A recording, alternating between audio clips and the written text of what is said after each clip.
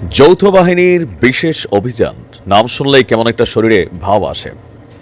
তো কারা কারা চাচ্ছেন যে বাংলাদেশ সেনাবাহিনী, বাংলাদেশ পুলিশ, বিডিআর, র্যাব এই সকল বাহিনীর সমন্বিত একটা ফোর্স বাংলাদেশে নামুক এবং কি যে জঞ্জালগুলো আছে তাদেরকে পরিষ্কার করুক। আমার মনে হয় প্রত্যেকটা মানুষ যারা বাংলাদেশে শান্তি চায়, সন্ত্রাসমুক্ত একটা রাষ্ট্র চায়, তারা সকলেই চায় যে সন্ত্রাসীরা যেই দলেরই হোক তাদেরকে নির্মূল করে বাংলাদেশের নতুন রাষ্ট্র ব্যবস্থাকে আরও একবার পরিষ্কার করার জরুরতটা আসলে দরকার।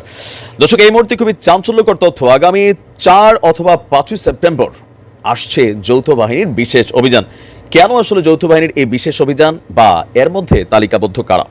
অনেকে ভাবছেন যে না, সম্ভবত এখানে ছাত্রলীগ, যুবলীগ বা আওয়ামী লীগের যারা দুর্ধর্ষ ক্যাডার ছিল তাদের বিরুদ্ধে অভিযান, কিন্তু আপনার ভাবনার মধ্যে কিছুটা ভুল আছে। এই অভিযানটা হবে সার্বজনীন, তবে স্পেসিফিক কিছু মানুষ হচ্ছে এই অভিযানের টার্গেট। কারা? ছাত্র জনতার যখন অভ্যুত্থান হয়েছিল তখন আইনশৃঙ্খলা পরিস্থিতি নিয়ন্ত্রণে আনতে সরকার নানাভাবে চেষ্টা করেছিল। আন্দোলনের সময় আপনাদের খেয়াল থাকার কথা, বাংলাদেশের ইতিহাসে মানে এত পরিমাণ থানা লুট হওয়া, আগুন জ্বালিয়ে দেওয়া, ইভেন থানাতে থাকা যে লাইসেন্সকৃত সরকারি রাইফেল, পিস্তল, বুলেট, এছাড়া আরও যে বিভিন্ন সামরিক সরঞ্জাম ছিল সেগুলো লুট হয়ে গিয়েছিল। তো দীর্ঘ একটা সময় চলে গেছে, কিন্তু লুট হওয়া এই অস্ত্রগুলোকে এখনও পুরোপুরি উদ্ধার সম্ভব হয়নি। সেগুলো এখন রয়েছে কাদের হাতে? দুর্বৃত্তদের হাতে। এই দুর্বৃত্ত শুধুমাত্র আওয়ামী লীগ না, এই দুর্বৃত্ত প্রত্যেক দলেরই আছে যারা ওই মুহূর্তে সুযোগে এই অস্ত্রগুলোকে লুট করে নিয়েছিল। এরপর এই অস্ত্রগুলিকে উদ্ধারের জন্য সরকার বিভিন্ন টার্মে সময় দিয়েছিল।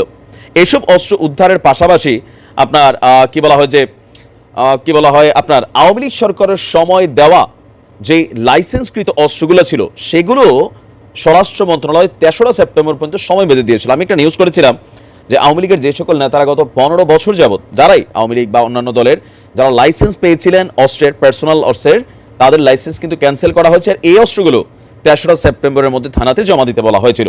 তো এখন পর্যন্ত এই অস্ত্রগুলো জমা হয়নি।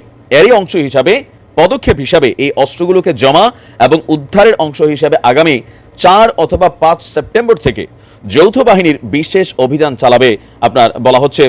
জাতীয় দৈনিক দেশ রূপান্তরের একজন সাংবাদিক সরওয়ার আলম তার এক প্রতিবেদনে তিনি এই তথ্য জানিয়েছেন।